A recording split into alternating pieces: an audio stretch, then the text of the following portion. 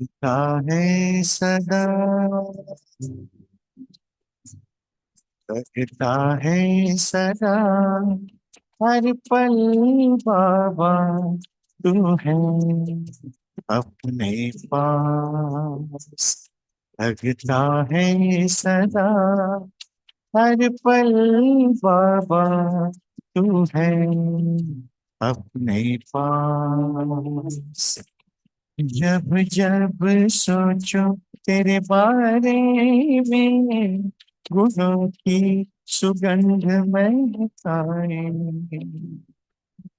तेरे प्यार की किरणें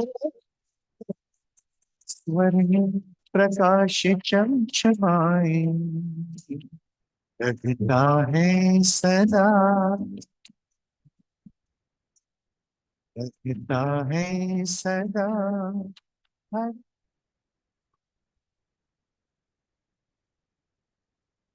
So, Om Shanti. So, I think we had a good session just now. Huh? So, we all enjoyed that. That's the way it's going to be. From now onward, we have to pay a lot of attention for self progress. No? And of course, meditation means self progress. No? But to enhance it further, to go much more deeper into that, we have an interview session now where Brother Pure, as all of you know, is going to interview Yogesh Bhai. And the theme of this interview is going to be deepening our current effort to become Bapsaman. So basically, it's an effort to become equal to Baba. What are the efforts we have to make at the current time to become equal to Baba? So over to you, Brother Pio. This is up to 12:30. No? We'll have this session. So, but this is says we have so much of silence. I don't know. But you will come back to sound. Okay, yeah, coming to sound. You have to come to sound and back to the silence. So this morning I was asking for the Yogesh, should I give questions to him? And then he said, no need. I think practically it's an embodiment of solutions or embodiment of knowledge. So he can give spontaneous knowledge and solutions. I think for the past couple of days, we were fortunate to be with him for the Essential Oasis retreat for 2.5 days. Okay, this morning here, our last session for the retreat is we're going to ask a variety of questions to Bhai Yogesh, because I know in this hall a variety of Baba Charya, some after retreat yesterday they joined to this program. So they're new, they're old, they're middle level. Okay, the first question, Yogesh, is you see, we know very well that the elements of nature, I think we heard many news of elements of nature getting more and more fearsome, more and more forceful. So as Brahmins, calamities can strike us anytime, anyway. So what should we do now in case calamities become, or in other words, how do we face these natural calamities? So what preparation we have to make, other than physical preparation? Physical preparation, we are doing very well, but spiritually and mentally, if natural disasters were to strike us anytime, so what preparation we have to do? Yeah, I think two things come to mind.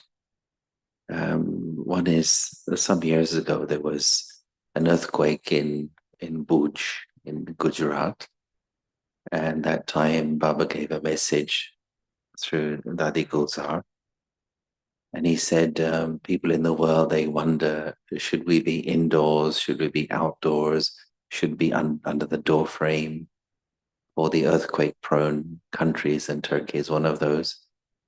Baba said people are very stressed and distressed at what to do. But he said, for you children, if you are yukt, your feet will move towards safety. These are the words he used. So you'll automatically get the touching, stay here, or move, go somewhere else. So I think the main protection is to remain yogyukt. And so the three words that I like from what Baba has said is keep your intellect stable, keep it clean, and keep it clear, so you're able to receive Baba's transmissions, Baba's touchings for your own safety. So even more than before, it's even more important now, not to get lost in doing, even not to get lost in administration or service. Of course, we have to do that, but the time for being lost in those things is finished, I think. We have to give more attention to keeping the link with Baba as we go through every day, the day-to-day life. And the second thing is serving nature. If we can have even just a few minutes every day in meditation, just to serve, just to send those peaceful, pure, healing vibrations to all of nature, even if it's just 5 minutes a day. But that's like I'm doing something as a soul to help matter. I think these two things are helpful. I think in conjunction to this question is last year, we heard there's a very big earthquake in Turkey, and some of the yogis was in Sri Lanka doing Seva. So at that time, how do you feel? The family is back home, you don't know really what's going to happen to them, and how do you serve them? In other words, that not only happen to yogis, but can happen to all of us. Suddenly we got news that a rocket somewhere made a terrible disaster, things happen. How do we serve? Or in that instance, how do you serve the Brahmin family back home? At that time, you were in Sri Lanka. Yeah, it was this year. In fact, it was in February this year. So of course I was receiving lots of news from many and also responding to the news. But I had suggested to them, and actually they themselves had the idea that we should have special meditation. So there's a meditation going on, I think, a few hours in the morning and then a few hours in the afternoon. And people, anyone in the world could join by Zoom in that meditation for their own protection and also to serve those who have been affected by it. So I think that's always the answer whenever anything happens. Time for bhakti, time for yoga, and time for special Amrit Vela.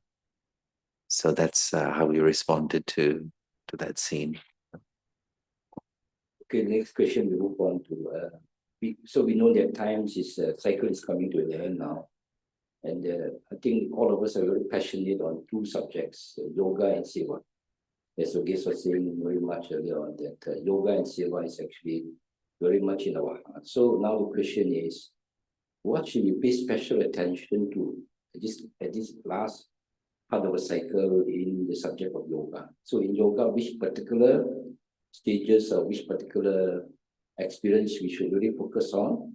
And secondly, on Seva, what sort of Seva we should do now to prepare ourselves for the very last moment? Yeah, they are of course connected, as you say. I feel that this angelic stage Baba talks about, I think that's more and more doing service actually around the world. And also I think it's the thing to pay more attention to. So not so much the words we speak, but the vibrations we give, our appearance, the kind of aura we carry around us. I think that will give people peace.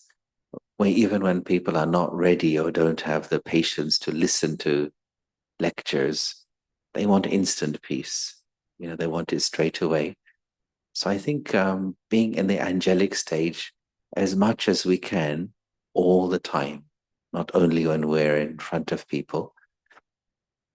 So that form of just connecting with Bap Dada in his angelic form, just feeling, Baba is upstairs there and I am here helping to carry out Baba's work on the corporeal world. But also that's my home, the angelic world. And here is just the stage, the theater to perform, the service field. I think that is important in terms of yoga stage. And as I say, I think more and more people do recognize that Baba's children have been doing a lot and are living such pious lives. So people do ask Brahmins now, not just dadis, but all of us, please pray for me. please help me. My brother, my mother, my uncle, my son is going through difficulties. Please, can you send blessings? I hear this a lot more from people now because they've understood these are the ones whose lifestyle makes it possible to receive blessings. That's what angels do. Angels take from the source and they distribute to humanity.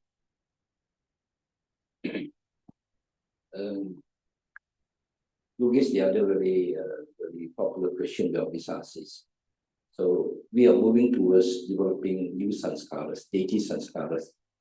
Okay, we have so many facilities nowadays. We have yoga bhatis, we have knowledge. As you're saying that we have so much, to develop the new sanskaras, the divine being sanskaras. That Baba helps a lot. But on the other hand, at the back of us is our own sanskara. So we are in the middle. We are moving forward to develop new set of sanskaras. But at the back of us, the old sanskaras keep poking at us, keep pulling us back. So the question, how to win this battle? Sometimes Brahmins call it battle between old and new sanskaras. How to win that battle so that only new sanskaras we can develop it much easier. Yeah. Well, I remember Baba's comment on this once. He said that you children talk about your old sanskars, but they're not your old sanskars. He said those are the sanskars of the middle period. And he said, if you really want to talk about old sanskars, talk about your oldest sanskars, which are the deity golden age sanskars. So in fact, the way I see it is that those are my original sanskars, my golden age sanskars, deity sanskars, and now I am re-emerging them. And Baba had said that the mistake we make is that we say my for the sanskars of the copper age and the iron age. We identify too strongly with them and they get stuck to us. And he was saying, say my for the divine sanskars of the golden age and disidentify from the sanskars of the copper and the iron age. So I think that shift and remembering my true original divine sanskars are the deity sanskars. If I'm in that mindset, it's easier to re-emerge them once again, knowing that the process, will take a little bit of time. So when we get poked, like the word you use, when the devilish sanskars poke us, we know it's going to take some time. Some sanskars, they go easily. Some sanskars, they take some time. And maybe one or two sanskars will take the whole confluence age. So we have to have a good relationship with those deep sanskars, the iron-aged ones, knowing they keep popping up from time to time. But I must not lose my self-respect. I think that's the important thing, is when we do feel upset or bad about the negative sanskars, then we're just adding more energy to them. But to know that, okay, sometimes they pop up now and then, but I'm not going to be taken hostage by them. And for this, Baba had used the phrase the other day, have a don't care attitude towards the storms of Maya, which means don't take it too seriously, which we call as Maya squared. You have Maya, and you have Maya because you had Maya. And so in that sense, just remember my true original divine sanskars, give them the oxygen to emerge and grow. Yeah, the next question, Yogesh, is I think all of us on our own, I think we have the remaining sanskaras to be settled before we return home. So we have our own situations, conditions we are in. There's definitely some percentage of old sanskaras to be settled before we go back in a very dignified way. So the question is, at the time of settling these last remaining sanskaras in the soul, what special attention we have to pay? The last moment of settling, whether it's sickness of the body, whether it's whether it's loss of your loved one or separation or some very, very, very critical court cases against you, whatever. So what should we do at the time of settling this last bit, tiny bit before we return back? What attention you have to pay to? Wow, what a question. Interesting. And I just think of the examples I have seen. You know, we actually saw the Dadis in their final stage. Brahma Baba, we didn't see, but we did see how the Dadis were towards that final stage of where, you know, they had surrendered everything to Baba. And I think they departed just in that stage of just one Baba and none other. I think that's the thing to go deeper into. The experience of the soul belongs to the Supreme Soul. You know, handing over any feeling of burden, even the karmic accounts, okay, they are to be settled. So I think when Baba becomes your world fully, that's really the stage where you are free from any distress of the unsettled karmas or the karmic accounts or the sanskars which are still there. And I think for all of us, there is scope, you know, to be absorbed more deeply into making Baba into your world. I think we saw that stage in Dadis, you know, at every moment, whichever Dadi you are with, you felt Baba was also there. And so I would think, you know, how is it that a soul has so much love for God and another soul has less love for God? Like, you know, what makes the difference? And I think one of the things is that those souls, they really, really deeply appreciate and value what Baba has given them. It's gone so deep inside their heart that they've just completely dissolved themselves and entered into Baba's heart. So that's the phrase which comes to my mind, like make Baba your world and everything else gets purified as a result. Okay, the next question is probably we'll have a few more questions and then we can open to the floor to the family. The next question, Yogesh, is on the question of faith. We know the faith comes to test the Brahmins at all levels, whether you're old Brahmins or new Brahmins or whatever. I think the last biggest test of faith is during the COVID time.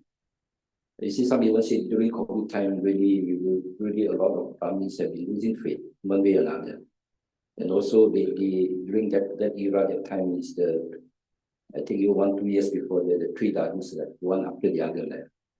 I think early days we know Baba left, Mama left, Begri days.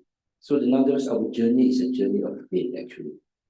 So the question now to Yogesh is, on two aspects of faith. One is, what do you think which type of faith that tested the Brahmins most at this very end? And in case faith comes, we have faith, but in case you feel that faith is turning into doubts, the transition faith turning into doubts, what should we do at that time?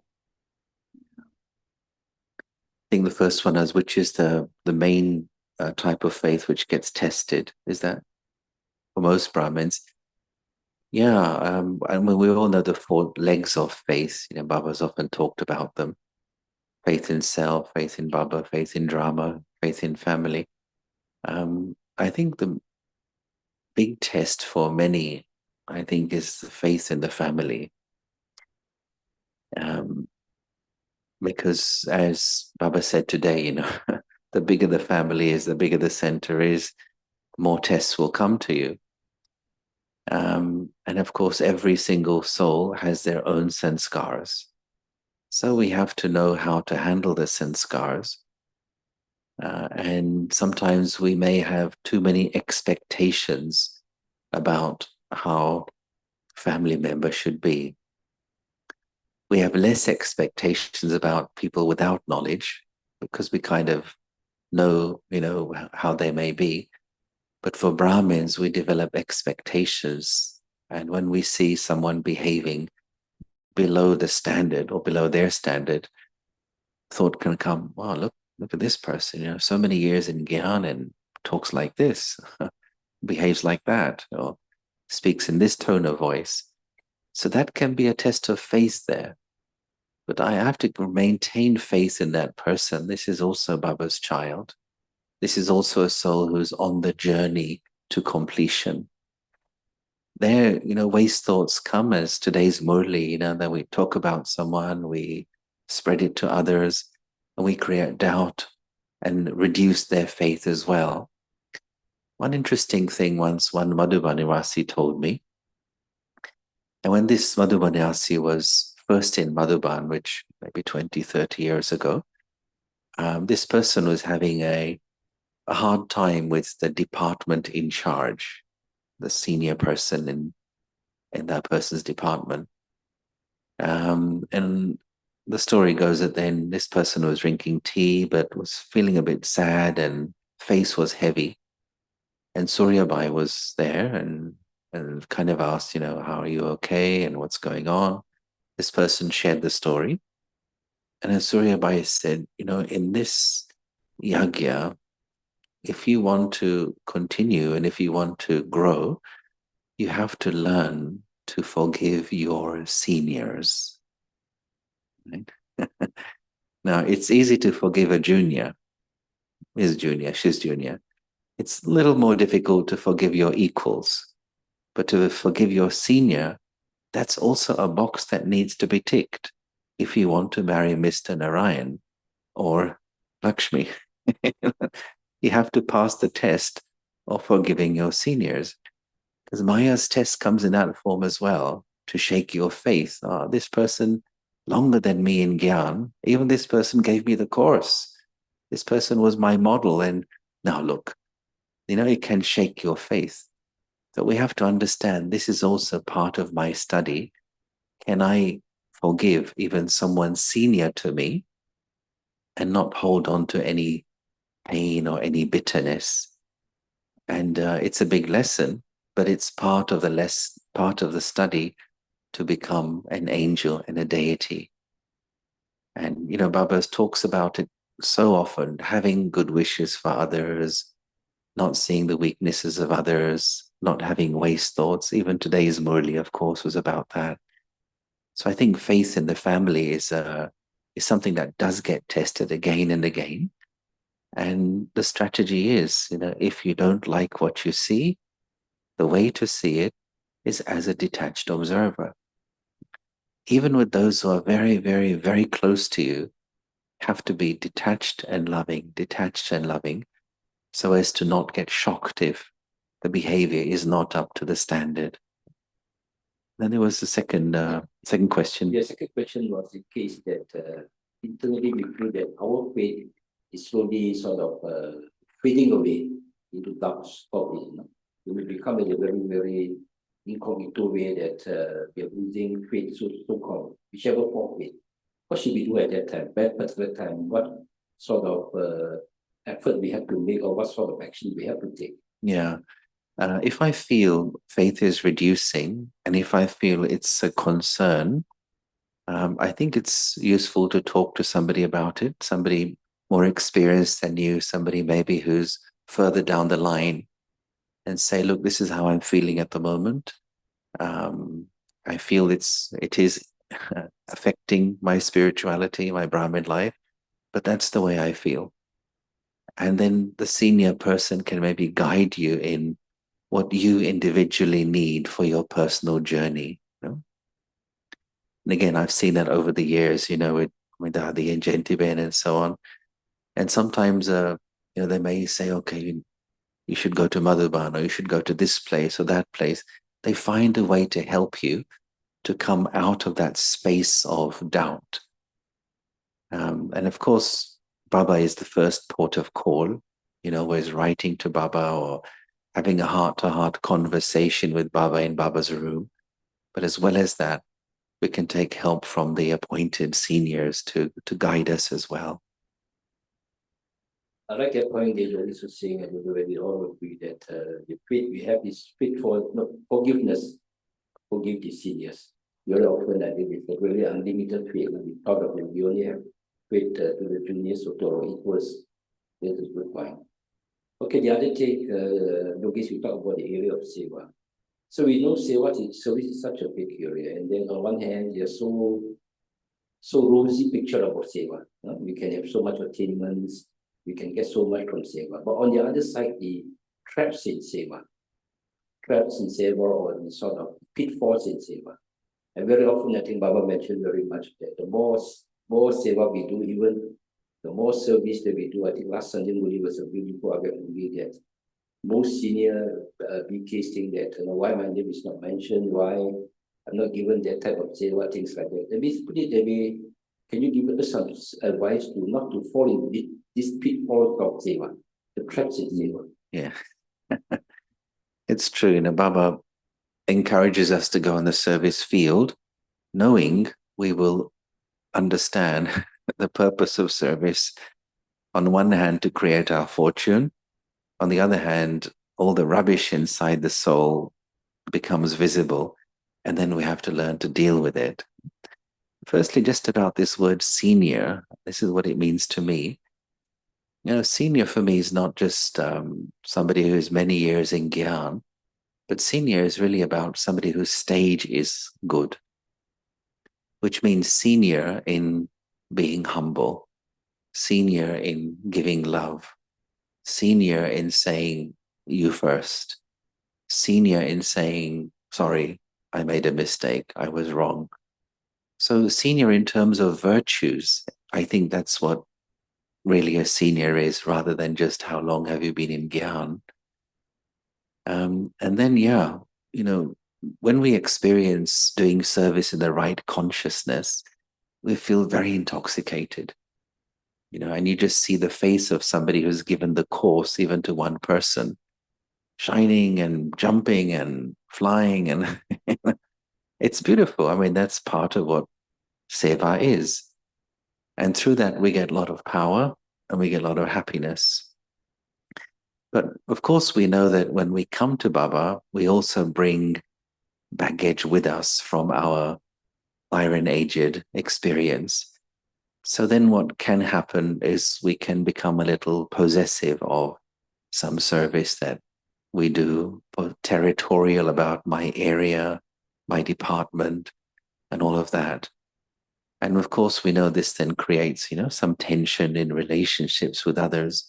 But it's part of the training to realize that the intoxication is only there if I really am in the instrument consciousness. This task is Baba's baby. It's Baba's project, it's Baba's center, it's Baba's family. Everything belongs to Baba.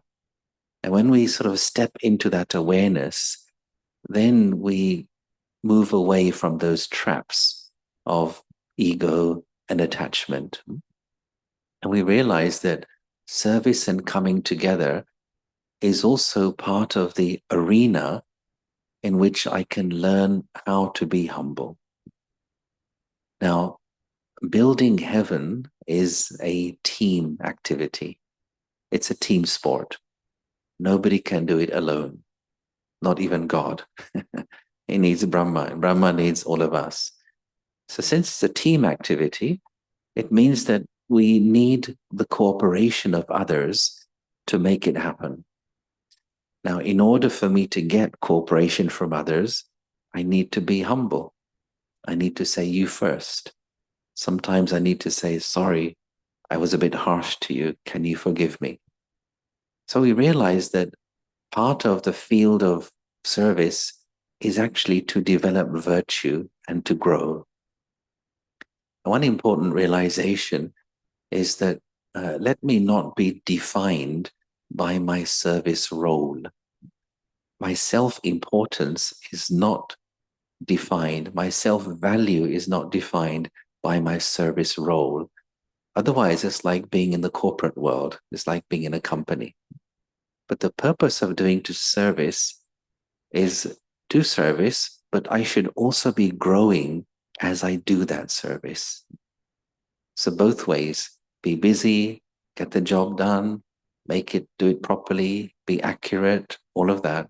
And you develop those skills more, the more you do it. At the same time, I should be spiritually growing as I'm doing that service, in my self-respect, in my humility, in my confidence, in all of those things.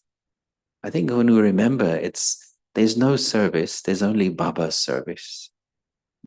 When we remember it's Baba's service, then we remember who's behind this, who this belongs to. Okay, Yogesh, I just have one last question that we open to the family. So the question is advice. What advice you would like to give in terms of effort? What advice Yogesh can give to the old Brahmins, and what advice you can give to the new BKs who just came? Any advice on effort making? Advice on effort making. I mean, it always comes down to the two things, which is Gyan and Yoga.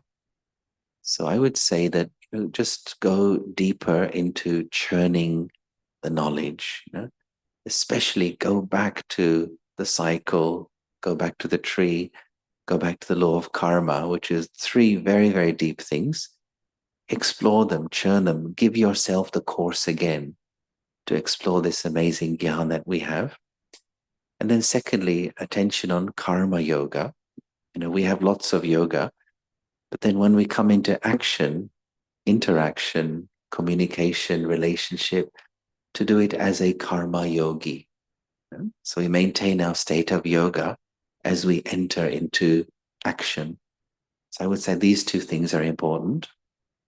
And for the new ones, enjoy being a child of God and take from Baba the inheritance that Baba wants to give you. So be a child and realize that it's your right to experience Baba's help, Baba's support.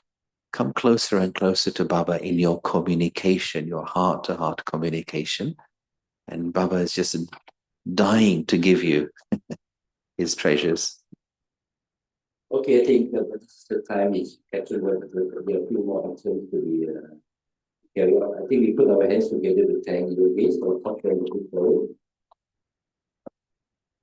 Okay, pass the word back to Brother Ben.